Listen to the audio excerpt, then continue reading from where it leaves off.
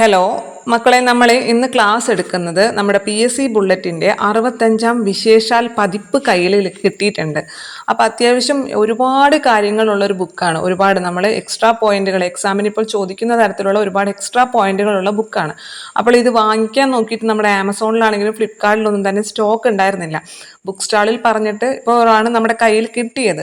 അപ്പോൾ ഇത് വായിച്ചെടുക്കാൻ തന്നെ അത്യാവശ്യം ബുദ്ധിമുട്ടുണ്ട്. കാരണം കുഞ്ഞിങ്ങനെ അക്ഷരങ്ങളായിട്ട് ഇങ്ങനെ അടക്കി വെച്ചിരിക്കുകയാണ്. ഒരുപാട് പോയിന്റുകളുണ്ട്. ഏത് ടോപ്പിക് എടുത്താലും ഒരുപാട് എക്സ്ട്രാ പോയിന്റുകൾ പറഞ്ഞിട്ടുള്ളൊരു ബുക്കാണ്. നിങ്ങൾക്ക് വാങ്ങിക്കാൻ പറ്റുകയാണെങ്കിൽ നല്ലതായിരിക്കും. ഇനി വാങ്ങിക്കാൻ പറ്റാത്തവരാണെങ്കിലും അതേപോലെ തന്നെ ഇത് വാങ്ങിച്ചിട്ട് കയ്യിൽ വെച്ച് പഠിക്കാൻ മടിയുള്ളവർ, കാരണം ഇതിൽ അക്ഷരങ്ങൾ കാണുമ്പോൾ അത്ര പെട്ടെന്ന് നമുക്ക് അങ്ങോട്ട് ദഹിക്കില്ല. ഇങ്ങനെ അടുപ്പിച്ച് ഇങ്ങനെ കുത്തി ഇങ്ങനെ കട്ട കുത്തി ഇങ്ങനെ എഴുതി വെച്ചിരിക്കുകയാണ്.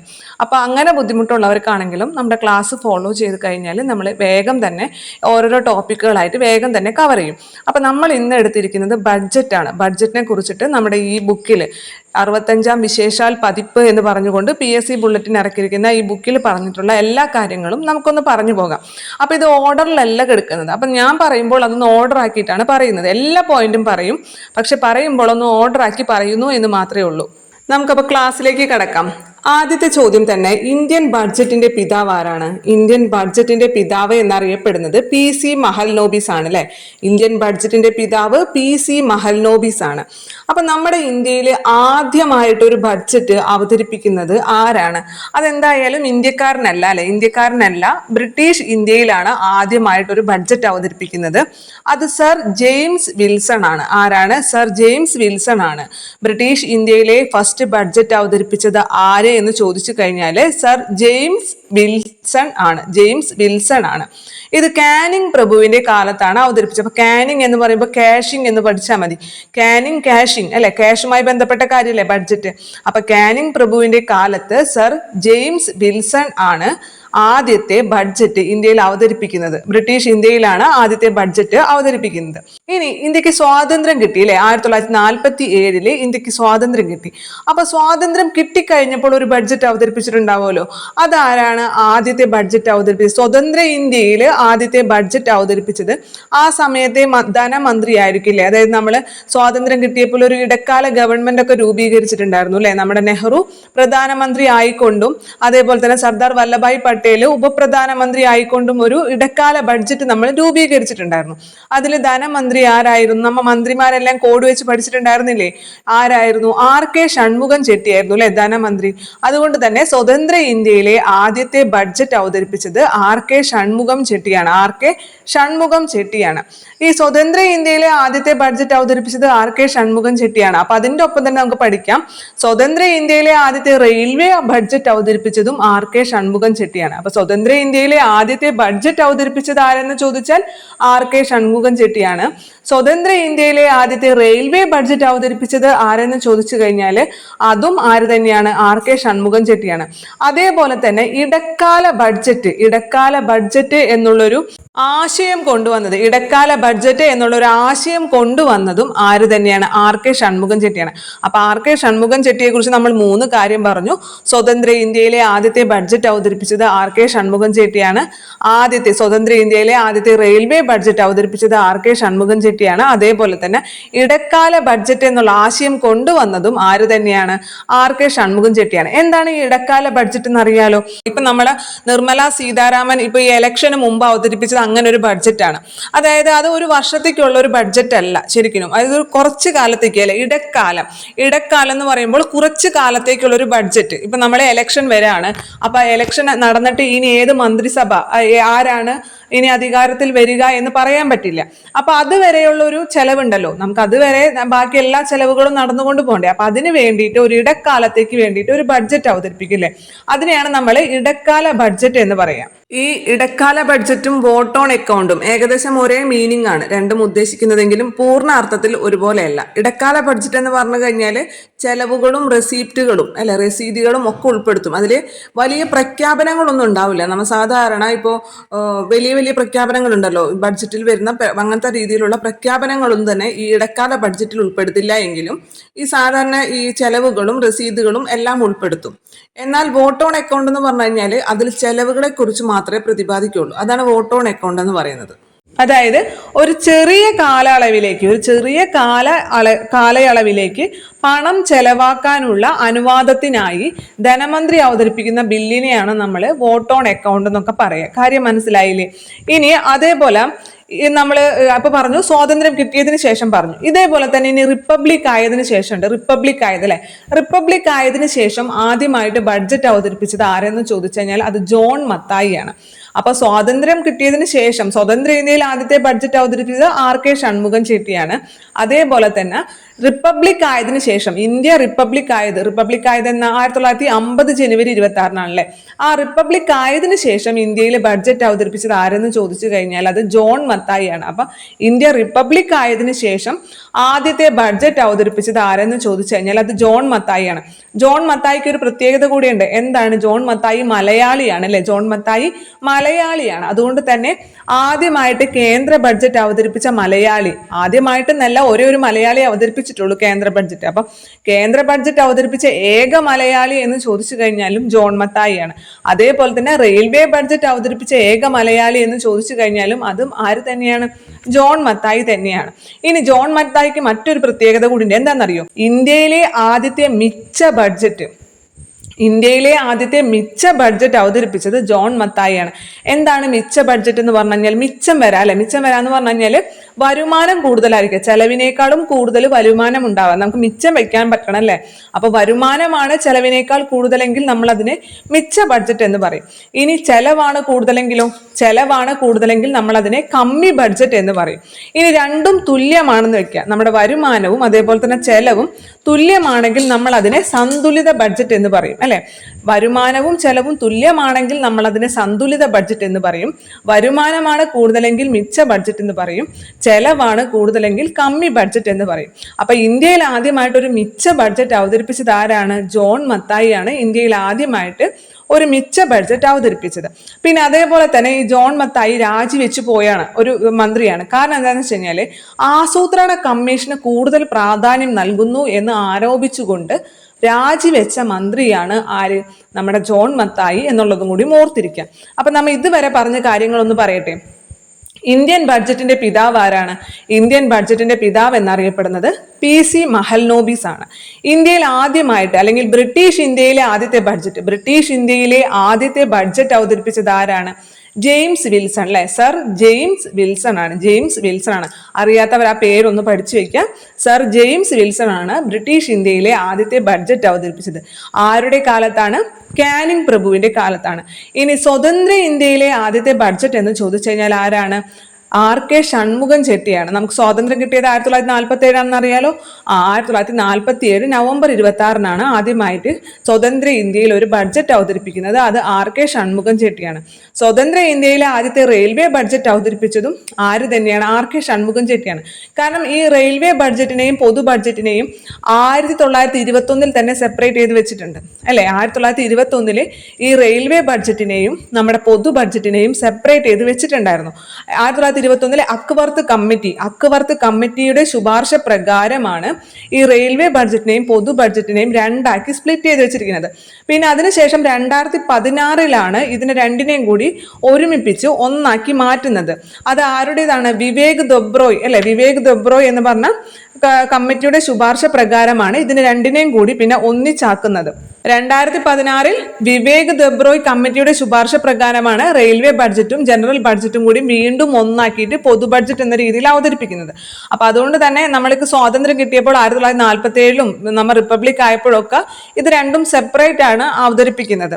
2016 അവസാനമായിട്ട് റെയിൽവേ ബഡ്ജറ്റ് അവതരിപ്പിച്ചത്. 2016 സുരേഷ് പ്രഭു എന്ന് പറഞ്ഞിട്ടുള്ള റെയിൽവേ മന്ത്രിയാണ് സാധാരണ റെയിൽവേ ബഡ്ജറ്റ് അവതരിപ്പിക്കുക. അപ്പൊ സുരേഷ് പ്രഭു എന്നുള്ള റെയിൽവേ മന്ത്രിയായിരുന്നു അന്ന് ഈ ബഡ്ജറ്റ് അവതരിപ്പിച്ചത്. അവസാനമായിട്ട് റെയിൽവേ ബഡ്ജറ്റ് അവതരിപ്പിച്ചത് സുരേഷ് പ്രഭുവാണ്. അവസാനമായിട്ട് നമ്മുടെ റെയിൽവേ ബഡ്ജറ്റ് അവതരിപ്പിച്ചത് 2016 വിവേക് ദൊബ്രോയ് കമ്മിറ്റിയുടെ ശുപാർശ പ്രകാരം ഇത് രണ്ടും കൂടി ഒന്നാക്കും.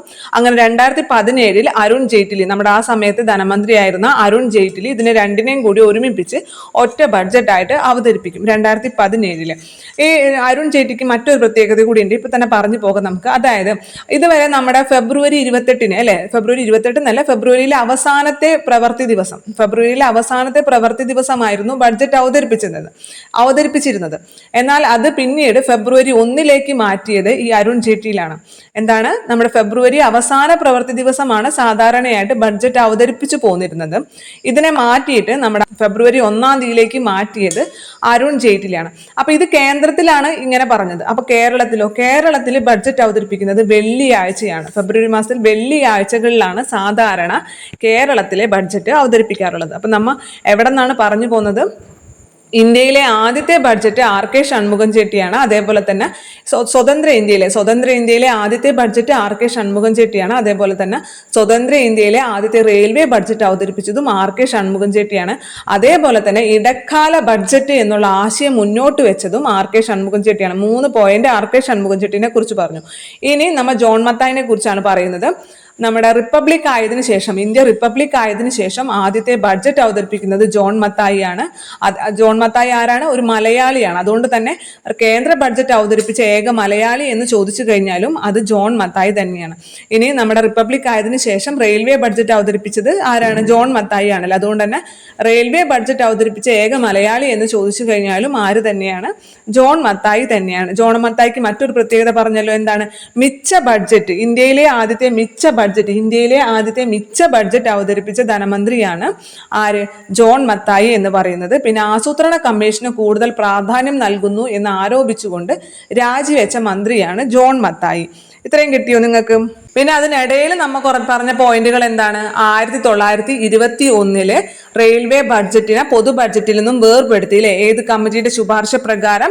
അക്വർത്ത് കമ്മിറ്റിയുടെ ശുപാർശ പ്രകാരം 1921 റെയിൽവേ ബഡ്ജറ്റിനെയും പൊതു ബഡ്ജറ്റിനെയും വേർപെടുത്തി. ഇത് പിന്നീട് ഒരുമിപ്പിച്ചാക്കിയത് എന്നാണ്? 2016 2016 വിവേക് ദെബ്രോയ് കമ്മിറ്റിയുടെ ശുപാർശ പ്രകാരമാണ് റെയിൽവേ ബഡ്ജറ്റിനെയും പൊതു ബഡ്ജറ്റിനെയും ഒരുമിപ്പിക്കുന്നത്. അങ്ങനെ 2016 അവസാനമായിട്ട് റെയിൽവേ ബഡ്ജറ്റ് അവതരിപ്പിച്ചത് സുരേഷ് പ്രഭുവാണ്. 2017 നമ്മുടെ അരുൺ ജെയ്റ്റ്ലി ഇതിന് രണ്ടിനെയും കൂടി, റെയിൽവേ ബഡ്ജറ്റിനെയും പൊതു ബഡ്ജറ്റിനെയും കൂടി ഒരുമിപ്പിച്ച് ഒന്നായിട്ടാണ് ബഡ്ജറ്റ് അവതരിപ്പിച്ചത് 2017. അപ്പൊ അവസാനമായിട്ട് റെയിൽവേ ബഡ്ജറ്റ് അവതരിപ്പിച്ചത് എന്നാണ്? 2016. അത് സുരേഷ് പ്രഭു ആണെന്നും കൂടി ഓർത്തിരിക്കുക. അരുൺ ജെയ്റ്റ്ലിക്ക് നമ്മൾ ഒരു കാര്യം കൂടി പറഞ്ഞു. എന്താണ്? സാധാരണയായിട്ട് ഫെബ്രുവരിയിലെ അവസാന ദിവസമാണ് ബഡ്ജറ്റ് അവതരിപ്പിക്കാറുള്ളത്, അവസാന പ്രവൃത്തി ദിവസമാണ് ബഡ്ജറ്റ് അവതരിപ്പിക്കാറുള്ളത്. എന്നാൽ ഇതിൽ നിന്നും മാറ്റിയിട്ട് ഫെബ്രുവരി 1 ബഡ്ജറ്റ് അവതരിപ്പിക്കാൻ തെരഞ്ഞെടുത്തത്, അല്ലെങ്കിൽ ബഡ്ജറ്റ് ഫെബ്രുവരി 1 മുതൽ 1 അവതരിപ്പിച്ചു തുടങ്ങിയത് ആരാണ്? അരുൺ ജെയ്റ്റ്ലിയാണ്. അപ്പൊ ഇത്രയും കാര്യങ്ങൾ ഓക്കെ അല്ലേ? ഇനി നമ്മൾക്ക് പറയാനുള്ളത് ഒരു കാര്യം, എവിടെയാണ് നമ്മുടെ ഭരണഘടനയിൽ എവിടെയാണ് ബഡ്ജറ്റിനെ കുറിച്ച് പറയുന്നത്? നമ്മുടെ ഭരണഘടനയിൽ കേന്ദ്ര ബഡ്ജറ്റിനെ കുറിച്ച് പറയുന്ന അനുച്ഛേദം എന്ന് പറയുന്നത്, ആർട്ടിക്കിൾ എന്ന് പറയുന്നത് ആർട്ടിക്കിൾ 112 ആണ്. നമ്മളിവിടെ 2 ആർട്ടിക്കിളെ പറയുന്നുള്ളൂ. ആ 2 ആർട്ടിക്കിൾ ഇവിടെ തന്നെ പഠിച്ചു പോകുക. കാരണം ഒരുപാട് ആർട്ടിക്കിളുകൾ പഠിക്കാനുണ്ട് നമുക്ക് ഭരണഘടനയിൽ. അപ്പൊ ഇതൊക്കെ വളരെ ഇമ്പോർട്ടന്റ് ആയിട്ടുള്ള ആർട്ടിക്കിളുകളാണ്. ഇതൊക്കെ ഇവിടെ തന്നെ പഠിച്ചു പോകാം. ആർട്ടിക്കിൾ 112 നമ്മുടെ കേന്ദ്ര ബഡ്ജറ്റിനെ കുറിച്ച് പറയുന്നത്. പക്ഷേ സംസ്ഥാന ബഡ്ജറ്റിനെ കുറിച്ച് പറയുന്നത് ആർട്ടിക്കിൾ 202 ഏതിലാണ്? 112 പറയുന്നത് കേന്ദ്ര ബഡ്ജറ്റിനെ കുറിച്ചിട്ടും 202 പറയുന്നത് സംസ്ഥാന ബഡ്ജറ്റിനെ കുറിച്ചും. 112 കേന്ദ്ര ബഡ്ജറ്റ്, 202 സംസ്ഥാന ബഡ്ജറ്റ്. പക്ഷെ ഈ ബഡ്ജറ്റ് എന്നുള്ള വാക്ക് നമ്മുടെ ഭരണഘടനയിൽ എവിടെയും തന്നെ ഉപയോഗിക്കുന്നുമില്ല.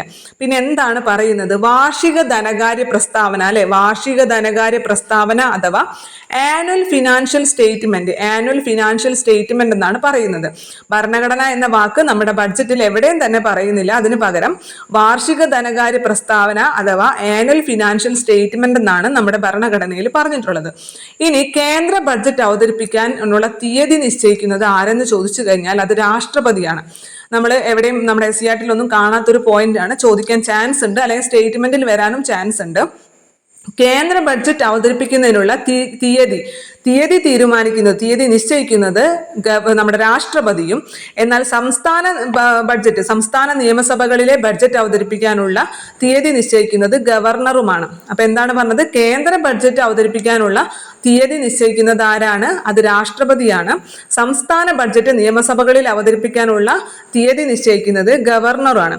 ഇനി നമ്മുടെ രാഷ്ട്രപതി ഭരണം ഏർപ്പെടുത്തുന്ന സംസ്ഥാനങ്ങൾ ഉണ്ടാവുമല്ലോ, അതും ഇത് ഈ ക്വസ്റ്റ്യനും ഇമ്പോർട്ടന്റ് ആണ്. രാഷ്ട്രപതി ഭരണം ഏർപ്പെടുത്തുന്ന സംസ്ഥാനങ്ങളുടെ ബഡ്ജറ്റ് അവതരിപ്പിക്കുന്നത് ലോകസഭയിലാണ്. രാഷ്ട്രപതി ഭരണം ഏർപ്പെടുത്തുന്ന സംസ്ഥാനങ്ങളുടെ ബഡ്ജറ്റ് അവതരിപ്പിക്കുന്നത് ലോകസഭയിലാണെന്ന് ശ്രദ്ധിക്കുക. ഇതിൽ പറഞ്ഞിട്ടുള്ള ചോദ്യമാണത്. രാഷ്ട്രപതി ഭരണത്തിന് കീഴിലുള്ള സംസ്ഥാനങ്ങളുടെ ബഡ്ജറ്റ് എവിടെയാണ് അവതരിപ്പിക്കുന്നത്? ലോകസഭയിലാണ് അവതരിപ്പിക്കുന്നത്. ഇനി ബഡ്ജറ്റ് എന്ന വാക്ക് എവിടെ നിന്നാണ് ഉത്ഭവിച്ചത്? ഏത് പദത്തിൽ നിന്നാണ് ബഡ്ജറ്റ് എന്ന വാക്ക് ഉത്ഭവിച്ചത്? ബോഗറ്റ് എന്ന പദത്തിൽ നിന്നാണ്. ബോഗറ്റ് എന്ന ഫ്രഞ്ച് വാക്കിൽ നിന്നും ബോഗറ്റ് എന്ന ഫ്രഞ്ച് വാക്കിൽ നിന്നുമാണ് ബഡ്ജറ്റ് എന്നുള്ള പദം ഉത്ഭവിച്ചിട്ടുള്ളത്. ബോഗറ്റിന്റെ അർത്ഥം എന്താണ്? ചെറിയ തുകൽ ബാഗ്. ബോഗറ്റിന്റെ അർത്ഥം ചെറിയ തുകൽ ബാഗ് എന്നുള്ളതാണ്. ശ്രദ്ധിക്കണം, ബോഗറ്റ് എന്നുള്ളത് ഫ്രഞ്ച് പദമാണ്. ബോഗറ്റ് എന്നുള്ളത് ഫ്രഞ്ച് പദമാണ്. ബോഗറ്റിൽ നിന്നുമാണ് ബഡ്ജറ്റ് വന്നത്. ബോഗറ്റിൽ നിന്നുമാണ് ബഡ്ജറ്റ് വന്നത്. ബോഗറ്റിന്റെ അർത്ഥം എന്താണ്? ചെറിയ തുകൽ ബാഗ്. ചെറിയ തുകൽ ബാഗ് എന്നാണ് അർത്ഥം വരുന്നത്. അപ്പൊ നമ്മൾ ഇപ്പൊ എന്തൊക്കെ കാര്യങ്ങൾ പറഞ്ഞു? 2 ആർട്ടിക്കിൾ പറഞ്ഞു. ആർട്ടിക്കിൾ 112 കേന്ദ്ര ബഡ്ജറ്റിനെ കുറിച്ച് പറയുന്നത്. ആർട്ടിക്കിൾ 202 സംസ്ഥാന ബഡ്ജറ്റിനെ കുറിച്ച് പറയുന്നത്. കേന്ദ്ര ബഡ്ജറ്റ് അവതരിപ്പിക്കുന്നതിനുള്ള തീയതി നിശ്ചയിക്കുന്നത് രാഷ്ട്രപതിയും സംസ്ഥാന ബഡ്ജറ്റ് അവതരിപ്പിക്കുന്നതിനുള്ള തീയതി നിശ്ചയിക്കുന്നത് ഗവർണറുമാണ്. ഇനി രാഷ്ട്രപതി ഭരണത്തിന് കീഴിലുള്ള സംസ്ഥാനങ്ങളുടെ ബഡ്ജറ്റ് ലോകസഭയിലാണ് അവതരിപ്പിക്കുക. ഇനി ബഡ്ജറ്റ് എന്നുള്ള വാക്ക് ബോഗറ്റ് എന്ന ഫ്രഞ്ച് പദത്തിൽ നിന്നുമാണ് രൂപം കൊണ്ടിരിക്കുന്നത്. ആ ബോഗറ്റിന്റെ അർത്ഥം എന്താണ്? ചെറിയ തുകൽ ബാഗ് എന്നാണ് അർത്ഥം. ഇനി നമ്മൾ പറഞ്ഞല്ലോ, നമ്മുടെ കേന്ദ്ര ബഡ്ജറ്റ് ആദ്യം ഫെബ്രുവരിയിലെ അവസാന പ്രവൃത്തി ദിവസമാണ് അവതരിപ്പിച്ചത്. അത് പിന്നീട് ഫെബ്രുവരിയിലെ 1 മാറ്റിയത് അരുൺ ജെയ്റ്റ്ലിയാണ്. എന്നാൽ കേരള നിയമസഭയിൽ സാധാരണയായിട്ട് ബഡ്ജറ്റ് അവതരിപ്പിക്കുന്നത് വെള്ളിയാഴ്ചയാണ്. വെള്ളിയാഴ്ചകളിലാണ് സാധാരണയായിട്ട് കേരളത്തിലെ ബഡ്ജറ്റ് നിയമസഭകളിൽ അവതരിപ്പിക്കുന്നത്. അപ്പൊ നമ്മൾ അരുൺ ജെയ്റ്റ്ലി ഫെബ്രുവരിയിലെ അവസാന പ്രവൃത്തി ദിവസത്തിൽ നിന്നും 1 മാറ്റി എന്ന് പറഞ്ഞല്ലേ. അതേപോലെ തന്നെ മുൻപ് കാലങ്ങളിൽ ഈ ബഡ്ജറ്റ് അവതരിപ്പിച്ചിരുന്നത് വൈകിട്ട് 5 മണിക്കാണ് അവതരിപ്പിച്ചിരുന്നത്. ഇത് രാവിലെ 11 മണിയിലേക്ക് മാറ്റിയത് യശ്വന്ത് സിൻഹ എന്ന് പറഞ്ഞിട്ടുള്ള ധനമന്ത്രിയാണ്. അതുകൊണ്ട് ശ്രദ്ധിക്കുക, ആദ്യം വൈകിട്ട് 5 മണിക്കാണ് ഈ ബഡ്ജറ്റ് അവതരിപ്പിച്ചിരുന്നത്.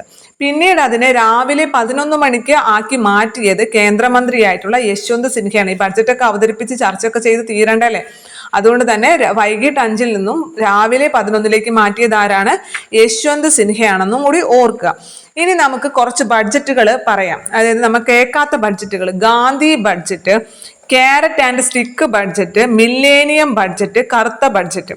അപ്പൊ മില്ലേനിയം ബഡ്ജറ്റ് ഒന്നുമില്ല.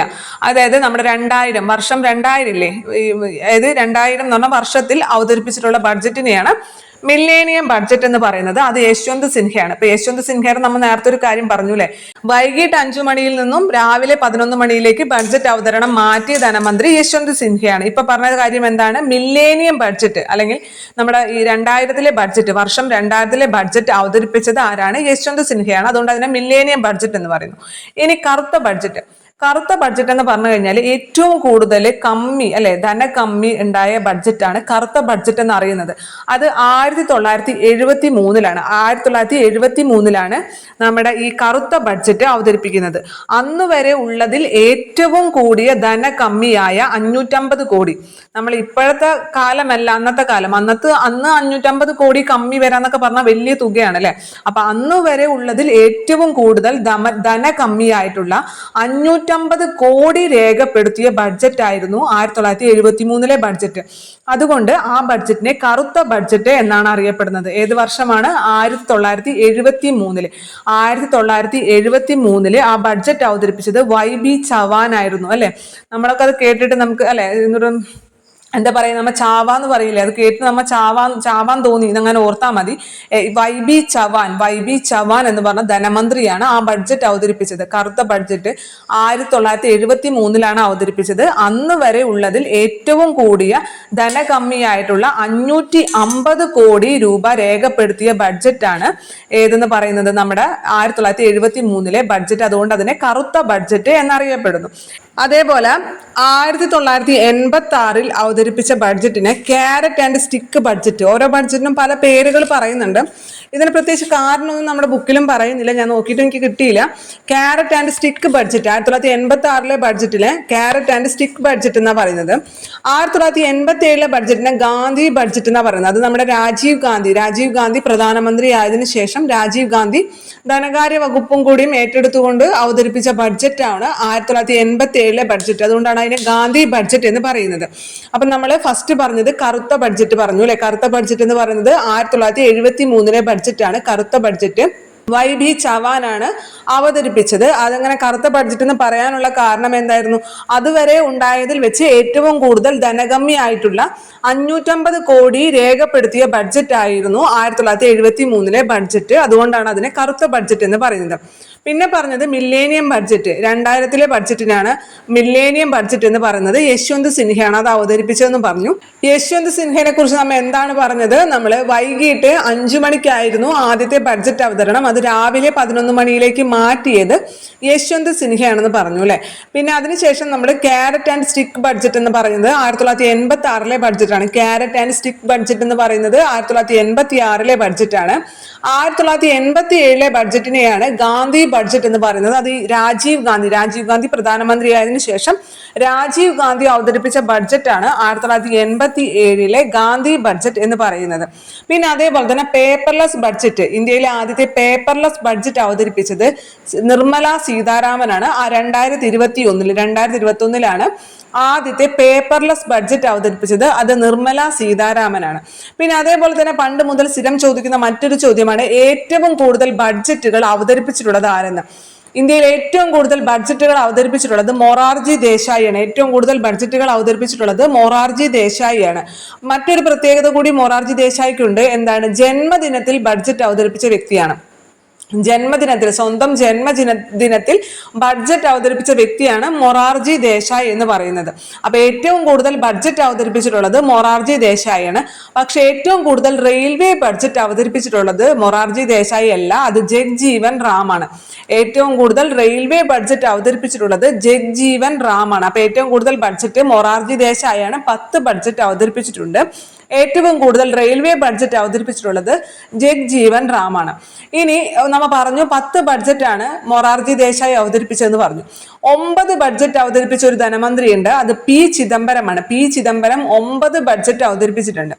അതേപോലെ 8 ബഡ്ജറ്റ് നമ്മുടെ പ്രണവ് മുഖർജിയും അതേപോലെ യശ്വന്ത് സിൻഹയും അവതരിപ്പിച്ചിട്ടുണ്ട്. അപ്പൊ മൊറാർജി ദേശായി 10 ബഡ്ജറ്റാണ് അവതരിപ്പിച്ചിട്ടുള്ളത്. 9 ബഡ്ജറ്റ് അവതരിപ്പിച്ചിട്ടുള്ളത് പി ചിദംബരം 9 ബഡ്ജറ്റുകൾ അവതരിപ്പിച്ചിട്ടുണ്ട്. 8 ബഡ്ജറ്റ് അവതരിപ്പിച്ചിട്ടുള്ളത് പ്രണവ് മുഖർജിയും അതുപോലെ തന്നെ യശ്വന്ത് സിൻഹയാണ് അവതരിപ്പിച്ചിട്ടുള്ളത്. എന്നാൽ തുടർച്ചയായി 5 ബഡ്ജറ്റ് അവതരിപ്പിച്ചിട്ടുള്ളത് CD ദേശ്മുഖാണ്. മറ്റുള്ളവരൊന്നും തുടർച്ചയായിട്ടല്ല 5 ബഡ്ജറ്റൊന്നും അവതരിപ്പിച്ചിട്ടുള്ളത്. തുടർച്ചയായി 5 ബഡ്ജറ്റ് അവതരിപ്പിച്ചത് CD ദേശ്മുഖാണ്. അപ്പൊ എന്തൊക്കെയാ പറഞ്ഞത്? ഏറ്റവും കൂടുതൽ ബഡ്ജറ്റ് അവതരിപ്പിച്ചിട്ടുള്ള പ്രധാനമന്ത്രിയല്ല, ഏറ്റവും കൂടുതൽ ബഡ്ജറ്റ് അവതരിപ്പിച്ചിട്ടുള്ള ധനമന്ത്രി മൊറാർജി ദേശായിയാണ്. 10 ബഡ്ജറ്റ് അവതരിപ്പിച്ചിട്ടുണ്ട്. മറ്റൊരു പ്രത്യേകത കൂടി മൊറാർജി ദേശായിക്കുണ്ട്. ജന്മദിനത്തിൽ ബഡ്ജറ്റ് അവതരിപ്പിച്ച വ്യക്തിയാണ് മൊറാർജി ദേശായി. ഏറ്റവും കൂടുതൽ റെയിൽവേ ബഡ്ജറ്റ് അവതരിപ്പിച്ചത് ആരെന്ന് ചോദിച്ചാൽ അത് ജഗ്ജീവൻ റാമാണ്. 9 ബഡ്ജറ്റ് അവതരിപ്പിച്ചിട്ടുള്ളത് പി ചിദംബരമാണ്. 8 ബഡ്ജറ്റ് അവതരിപ്പിച്ചിട്ടുള്ളത് പ്രണവ് മുഖർജിയും യശ്വന്ത് സിൻഹയാണ്. എന്നാൽ തുടർച്ചയായി 5 ബഡ്ജറ്റ് അവതരിപ്പിച്ച ആദ്യത്തെ വ്യക്തി CD ദേശ്മുഖാണ്. തുടർച്ചയായി 5 ബഡ്ജറ്റ് അവതരിപ്പിച്ച ആദ്യത്തെ വ്യക്തി എന്ന് പറയുന്നത് CD ദേശ്മുഖാണ്. അതേപോലെ ഏറ്റവും ദൈർഘ്യം കൂടിയ ബഡ്ജറ്റ് പ്രസംഗം നിർമ്മല സീതാരാമന്റെയാണ്. അപ്പൊ നിർമ്മല സീതാരാമൻ ആണ് ആദ്യത്തെ പേപ്പർലെസ് ബഡ്ജറ്റ് അവതരിപ്പിച്ചതെന്ന് പറഞ്ഞു 2021 അല്ലെ. അതേപോലെ ഏറ്റവും ദൈർഘ്യം കൂടിയ ബഡ്ജറ്റ് പ്രസംഗവും ആരുടേതാണ്? നിർമ്മല സീതാരാമന്റെയാണ്. 2 മണിക്കൂർ 42 മിനിറ്റ്. എന്നാൽ ഏറ്റവും കൂടുതൽ വാക്കുകൾ അടങ്ങിയിട്ടുള്ള ബഡ്ജറ്റ് അവതരിപ്പിച്ചത് മൻമോഹൻ സിംഗ് ആണ്. അവതരിപ്പിച്ചെന്നായിരിക്കും അത് പ്രസന്റ് ചെയ്തല്ല. ഏറ്റവും കൂടുതൽ വാക്കുകൾ അടങ്ങുന്ന ബഡ്ജറ്റ് മൻമോഹൻ സിംഗ് 1991 അവതരിപ്പിച്ചത്. നമുക്കറിയാലോ 1991 എന്ന് പറഞ്ഞാൽ പുത്തൻ സാമ്പത്തിക നയം കൊണ്ടുവന്നാണ് അല്ലെ. ആ സമയത്ത് ധനമന്ത്രി ആരായിരുന്നു? മൻമോഹൻ സിംഗ് ആയിരുന്നു. അപ്പൊ അദ്ദേഹം ആ സമയത്ത് അവതരിപ്പിച്ച ബഡ്ജറ്റാണ് ഏറ്റവും കൂടുതൽ വാക്കുകൾ ഉൾക്കൊള്ളുന്നത്. ഏറ്റവും കൂടുതൽ ദൈർഘ്യമുള്ള ബഡ്ജറ്റ് ആരാണ് അവതരിപ്പിച്ചതെന്ന് ചോദിച്ചു കഴിഞ്ഞാൽ, അല്ലെങ്കിൽ ഏറ്റവും കൂടുതൽ ദൈർഘ്യമുള്ള ബഡ്ജറ്റ് പ്രസംഗം ആരുടേതാണെന്ന് ചോദിച്ചു കഴിഞ്ഞാൽ അത് നിർമ്മലാ സീതാരാമനാണ്. എന്നാൽ ഏറ്റവും കൂടുതൽ വാക്കുകൾ എന്ന് പ്രത്യേകിച്ച് എടുത്ത് പറയുകയാണെങ്കിൽ ഏറ്റവും കൂടുതൽ വാക്കുകൾ അടങ്ങുന്ന ബഡ്ജറ്റ് അവതരിപ്പിച്ചത് മൻമോഹൻ സിംഗ് ആണ് 1991. ഇനി ഏറ്റവും ദൈർഘ്യം കുറഞ്ഞ ബഡ്ജറ്റ് ആരുടേതാണെന്ന് ചോദിച്ചു കഴിഞ്ഞാൽ അത് എച്ച്.എം. പട്ടേലിന്റെയാണ്. 1977. അപ്പൊ എന്തൊക്കെ പറഞ്ഞ 3 കാര്യങ്ങള്? ഏറ്റവും കൂടുതൽ ദൈർഘ്യം കൂടിയ ബഡ്ജറ്റ് നിർമ്മലാ സീതാരാമനാണ്. ഏറ്റവും ദൈർഘ്യം കൂടിയ ബഡ്ജറ്റ് പ്രസംഗം നിർമ്മലാ സീതാരാമന്റെയാണ്. 2 മണിക്കൂർ 42 മിനിറ്റ് ഉണ്ടായിരുന്നു. എന്നാൽ ഏറ്റവും കൂടുതൽ വാക്കുകൾ ഉൾക്കൊള്ളുന്ന ബഡ്ജറ്റ് അവതരിപ്പിച്ചത് മൻമോഹൻ സിംഗ് ആണ് 1991. ഏറ്റവും ദൈർഘ്യം കുറഞ്ഞ ബഡ്ജറ്റ് അവതരിപ്പിച്ചത് എച്ച്.എം. പട്ടേലാണ്. ഇനി ഏറ്റവും ആദ്യമായിട്ട് ഒരു ബഡ്ജറ്റ് അവതരിപ്പിച്ച വനിത ആരെന്ന് ചോദിച്ചു കഴിഞ്ഞാൽ അത് ഇന്ദിരാഗാന്ധിയാണ്. ഏറ്റവും ആദ്യം ഇന്ത്യയിൽ ഒരു ബഡ്ജറ്റ് അവതരിപ്പിച്ച വനിത, ഇന്ത്യയിൽ ആദ്യമായിട്ട് ഒരു ബഡ്ജറ്റ് അവതരിപ്പിച്ച വനിത എന്ന് ചോദിച്ചു കഴിഞ്ഞാൽ ഇന്ദിരാഗാന്ധിയാണ്. എന്നാൽ ഇന്ത്യയിൽ സമ്പൂർണ്ണ ബഡ്ജറ്റ് അവതരിപ്പിച്ച ആദ്യത്തെ വനിത നിർമ്മലാ സീതാരാമനാണ്. സമ്പൂർണ്ണ ബഡ്ജറ്റ് അവതരിപ്പിച്ച ആദ്യത്തെ വനിത എന്ന് ചോദിച്ചു കഴിഞ്ഞാൽ നിർമ്മലാ സീതാരാമൻ. വെറുതെ ഇന്ത്യയിൽ ആദ്യമായിട്ട് ഒരു ബഡ്ജറ്റ് അവതരിപ്പിച്ച ആദ്യത്തെ വനിത എന്ന് ചോദിച്ചു കഴിഞ്ഞാൽ അത് ഇന്ദിരാഗാന്ധിയും, എന്നാൽ സമ്പൂർണ്ണ ബഡ്ജറ്റ് അവതരിപ്പിച്ച ആദ്യത്തെ വനിത എന്ന് ചോദിച്ചു കഴിഞ്ഞാൽ അത് നിർമ്മലാ സീതാരാമനെയും വേണം പറയാൻ.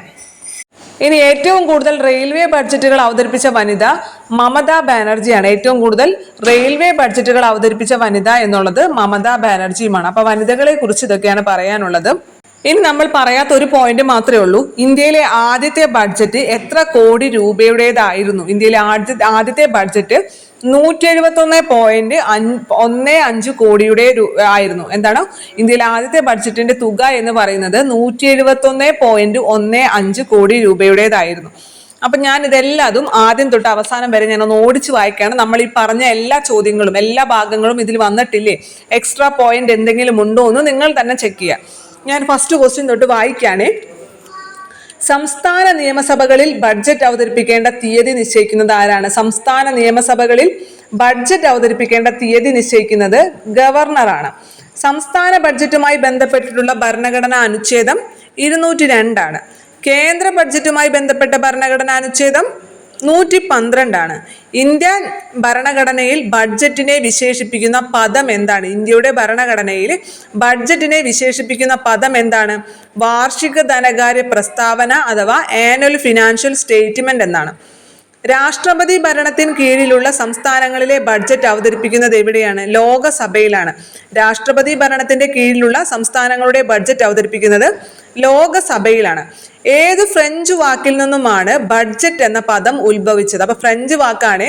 ഏത് ഫ്രഞ്ച് വാക്കിൽ നിന്നുമാണ് ബഡ്ജറ്റ് എന്ന പദം ഉത്ഭവിച്ചത്? ബോഗറ്റ് എന്ന വാക്കിൽ നിന്നുമാണ്.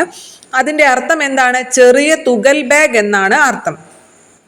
കേന്ദ്ര ബഡ്ജറ്റ് അവതരിപ്പിക്കുന്നത് ആര് നിർദ്ദേശിക്കുന്ന ദിവസത്തിലാണ്? കേന്ദ്ര ബഡ്ജറ്റ് അവതരിപ്പിക്കുന്നത് ആര് നിർദ്ദേശിക്കുന്ന ദിവസത്തിലാണ്? രാഷ്ട്രപതി നിർദ്ദേശിക്കുന്ന ദിവസത്തിലാണ്. കേരള നിയമസഭയിൽ സാധാരണയായി ബഡ്ജറ്റ് അവതരിപ്പിക്കുന്ന ദിവസം വെള്ളിയാഴ്ചയാണ്. കാനിങ് പ്രഭുവിന്റെ കാലത്ത് 1860 ബ്രിട്ടീഷ് ഇന്ത്യയിലെ ആദ്യത്തെ ബഡ്ജറ്റ് അവതരിപ്പിച്ചത് ആരാണ്? സർ ജെയിംസ് വിൽസൺ ആണ്. കാനിങ് പ്രഭുവിന്റെ കാലത്ത് 1860 ബ്രിട്ടീഷ് ഇന്ത്യയിലെ ആദ്യത്തെ ബഡ്ജറ്റ് അവതരിപ്പിച്ചത് സർ ജെയിംസ് വിൽസൺ ആണ്. 1986 carrot and stick budget 1986 carrot and stick budget എന്നറിയപ്പെടുന്ന ബഡ്ജറ്റ് അവതരിപ്പിച്ച ധനമന്ത്രി VP സിംഗ് ആണ്. VP സിംഗ്. 2000 മില്ലേനിയം ബഡ്ജറ്റ് അവതരിപ്പിച്ച ധനമന്ത്രി യശ്വന്ത് സിൻഹയാണ്. ഇന്ത്യയിൽ കറുത്ത ബഡ്ജറ്റ് എന്നറിയപ്പെടുന്നത് ഏത് വർഷം അവതരിപ്പിച്ച ബഡ്ജറ്റാണ്? 1973 അവതരിപ്പിച്ച ബഡ്ജറ്റാണ് ഇന്ത്യയിൽ കറുത്ത ബഡ്ജറ്റ് എന്നറിയപ്പെടുന്നത്. കറുത്ത ബഡ്ജറ്റ് എന്നറിയപ്പെടുന്ന ബഡ്ജറ്റ് അവതരിപ്പിച്ച ധനമന്ത്രി YB ചവാൻ ആണ്. അങ്ങനെ പറയാനുള്ള കാരണം അന്ന് വരെ ഉള്ളതിൽ ഏറ്റവും കൂടിയ ധനകമ്മിയായ 550 കോടി രേഖപ്പെടുത്തിയ ബഡ്ജറ്റ് ആയിരുന്നു അത്. സ്വതന്ത്ര ഇന്ത്യയുടെ ആദ്യത്തെ ബഡ്ജറ്റ് അവതരിപ്പിച്ച വർഷം 1947. ഇന്ത്യൻ ബഡ്ജറ്റിന്റെ പിതാവ് എന്നറിയപ്പെടുന്നത് PC മഹൽനോബിസ്. ബ്രിട്ടീഷ് ഇന്ത്യയിലെ ആദ്യ ബഡ്ജറ്റ് അവതരണം നടത്തിയ വ്യക്തി സർ ജെയിംസ് വിൽസൺ. ഇന്ത്യൻ പാർലമെന്റിൽ ഏറ്റവും ദൈർഘ്യമുള്ള ബഡ്ജറ്റ് പ്രസംഗം, അതായത് 2 മണിക്കൂർ 42 മിനിറ്റ് ദൈർഘ്യമുള്ള പ്രസംഗം നടത്തിയത് ആര്? നിർമ്മല സീതാരാമൻ. ഇന്ത്യയിൽ ധനനയം നടപ്പിലാക്കുന്നത് ഏത് മാർഗത്തിലൂടെയാണ്? ഇന്ത്യയിൽ ധനനയം നടപ്പിലാക്കുന്നത് ഏത് മാർഗത്തിലൂടെയാണ്? ബഡ്ജറ്റ് എന്ന മാർഗത്തിലൂടെയാണ്. ഇടക്കാല ബഡ്ജറ്റ് എന്ന ആശയം മുന്നോട്ട് വെച്ചത് ആര്? ഇടക്കാല ബഡ്ജറ്റ് എന്ന ആശയം മുന്നോട്ട് വെച്ചത് RK ഷൺമുഖം ചെട്ടി. ഒരു സാമ്പത്തിക വർഷം തുടങ്ങുന്നതിന് മുമ്പ് ബഡ്ജറ്റ് പാസാക്കാനാവാതെ വന്നാൽ ചെറിയ കാലയളവിലേക്ക് പണം ചെലവാക്കാനുള്ള അനുവാദത്തിനായി ധനമന്ത്രി അവതരിപ്പിക്കുന്ന ബില്ലിന്റെ പേരാണ് vote on account. Vote on account എന്താണ്? ഒരു സാമ്പത്തിക വർഷം തുടങ്ങുന്നതിന് മുമ്പ് ബഡ്ജറ്റ് പാസാക്കാനാവാതെ വന്നാൽ ചെറിയ കാലയളവിലേക്ക് പണം ചെലവാക്കാനുള്ള അനുവാദത്തിനായി ധനമന്ത്രി അവതരിപ്പിക്കുന്ന ബില്ലിന്റെ പേരാണ് വോട്ട് ഓൺ അക്കൗണ്ട്. ഇന്ത്യയിലെ ആദ്യത്തെ ബഡ്ജറ്റ് എത്ര കോടി രൂപയായിരുന്നു? 171.15 കോടി രൂപയായിരുന്നു. ഇന്ത്യയിൽ ബഡ്ജറ്റ് അവതരിപ്പിച്ച ആദ്യത്തെ വനിത ഇന്ദിരാഗാന്ധി. വരവും ചെലവും തുല്യമായ ബഡ്ജറ്റ് അറിയപ്പെടുന്നത് സന്തുലിത ബഡ്ജറ്റ്. വരുമാനം ചെലവിനേക്കാൾ കൂടുതലായ ബഡ്ജറ്റ് മിച്ച ബഡ്ജറ്റ്. ഗാന്ധി ബഡ്ജറ്റ് എന്നറിയപ്പെടുന്നത് ഏത് വർഷം അവതരിപ്പിച്ച ബഡ്ജറ്റാണ്? 1987 അവതരിപ്പിച്ചത്. കാരണം രാജീവ് ഗാന്ധിയാണല്ലേ അത് അവതരിപ്പിച്ചത്. അതുകൊണ്ടാണ് 1987 ബഡ്ജറ്റിനെ ഗാന്ധി ബഡ്ജറ്റ് എന്നറിയുന്നത്. 8 ബഡ്ജറ്റുകൾ വീതം അവതരിപ്പിച്ച കേന്ദ്ര ധനമന്ത്രിമാർ ആരെല്ലാം? പ്രണബ് മുഖർജിയും യശ്വന്ത് സിൻഹയും. ഏറ്റവും കൂടുതൽ ബഡ്ജറ്റുകൾ അവതരിപ്പിച്ച കേന്ദ്ര ധനമന്ത്രി മൊറാർജി ദേശായി 10 ബഡ്ജറ്റ്. ഏറ്റവും കൂടുതൽ വാക്കുകളുള്ള ബഡ്ജറ്റ് അവതരണം നടത്തിയ കേന്ദ്ര ധനമന്ത്രി മൻമോഹൻ സിംഗ്. ഏറ്റവും കൂടുതൽ വാക്കുകളുള്ള ബഡ്ജറ്റ് അവതരണം നടത്തിയ, വാക്കുകളുള്ളതെന്ന് പ്രത്യേകം പറയും, അപ്പോഴാണ് മൻമോഹൻ സിംഗ്. ഏറ്റവും കൂടുതൽ റെയിൽവേ ബഡ്ജറ്റുകൾ അവതരിപ്പിച്ചത് ജഗ്ജീവൻ റാമാണ്. ഏറ്റവും കൂടുതൽ ബഡ്ജറ്റ് അവതരിപ്പിച്ചത് മൊറാർജി ദേശായി ആണെങ്കിലും ഏറ്റവും കൂടുതൽ റെയിൽവേ ബഡ്ജറ്റുകൾ അവതരിപ്പിച്ചത് ആരാണ്? ജഗ്ജീവൻ റാമാണ്. ഏറ്റവും കൂടുതൽ റെയിൽവേ ബഡ്ജറ്റുകൾ അവതരിപ്പിച്ച വനിത മമതാ ബാനർജിയാണ്. ഏറ്റവും ദൈർഘ്യം കുറഞ്ഞ ബഡ്ജറ്റ് പ്രസംഗം നടത്തിയ കേന്ദ്ര ധനമന്ത്രി HM പട്ടേലാണ്. HM പട്ടേല്. ഏറ്റവും ദൈർഘ്യം കൂടിയ ബഡ്ജറ്റ് അവതരിപ്പിച്ച കേന്ദ്ര ധനമന്ത്രി നേരത്തെ പറഞ്ഞാണ് നിർമ്മല സീതാരാമൻ. 9 ബഡ്ജറ്റുകൾ അവതരിപ്പിച്ച കേന്ദ്ര ധനമന്ത്രി P ചിദംബരമാണ്.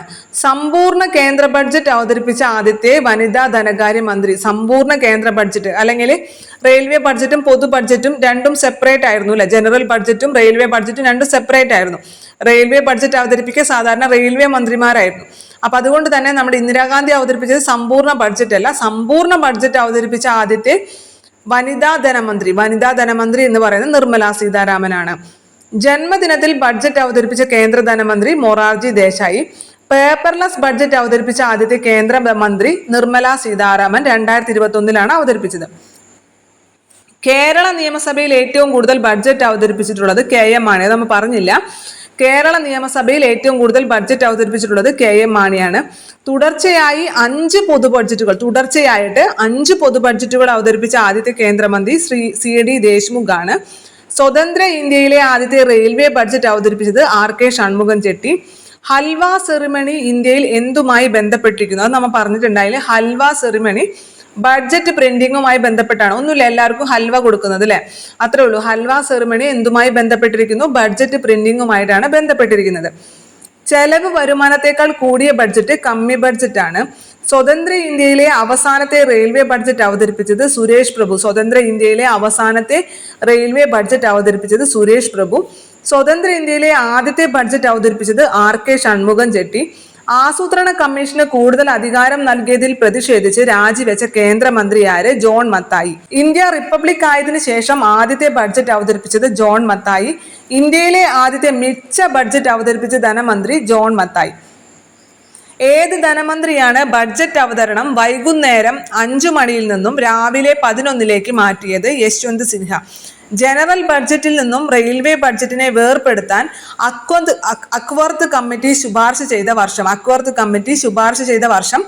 1921 ശുപാർശ ചെയ്തത്. നടപ്പിലാക്കിയത് 1924 ഫെബ്രുവരിയിലെ അവസാനത്തെ പ്രവൃത്തി ദിവസത്തിനു പകരം ഫെബ്രുവരി 1 നമ്മുടെ ബഡ്ജറ്റ് അവതരണം മാറ്റിയ കേന്ദ്ര ധനമന്ത്രി അരുൺ ജെയ്റ്റ്ലിയാണ്. റെയിൽവേ ബഡ്ജറ്റും ജനറൽ ബഡ്ജറ്റും ഒരുമിപ്പിക്കാൻ ശുപാർശ ചെയ്ത committee Vivek Debroy committee. Railway budget അവതരിപ്പിച്ച ഏക മലയാളി ജോൺ മത്തായിയാണ്. കേന്ദ്ര ബഡ്ജറ്റ് അവതരിപ്പിച്ച ഏക മലയാളിയും ജോൺ മത്തായി തന്നെ. റെയിൽവേ ബഡ്ജറ്റും പൊതു ബഡ്ജറ്റും ഒരുമിപ്പിച്ച് 2017 ഒരുമിച്ച് സംയോജിപ്പിച്ച് അവതരിപ്പിച്ച ധനമന്ത്രി അരുൺ ജെയ്റ്റ്ലിയാണ്.